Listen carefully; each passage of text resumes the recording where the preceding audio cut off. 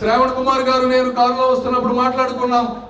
Sir ఏంటి ఇక్కడ సమస్య అంటే నీళ్లు లేవు సార్ అని చెప్తా ఉన్నారు.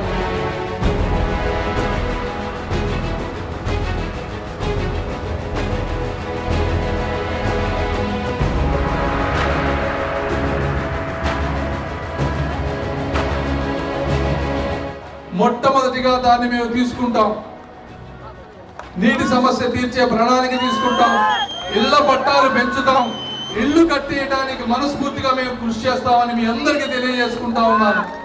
అదేవిధంగా ఈరోజు తెలుగుదేశం పార్టీ అధికారంలోకి రాబోతుంది అని తెలిసిన వెంటనే ఆల్రెడీ ఇక్కడ ఒక పాజిటివ్ మూమెంట్ స్టార్ట్ అయిపోయింది. స్థలాల రేట్లు పెరుగుతున్నాయి, ఉద్యోగాలు వచ్చే అవకాశం పెరుగుతూ ఉంది. అది మీకు కూడా కనబడుతూ ఉంది అని నేను అనుకుంటా ఉన్నాను.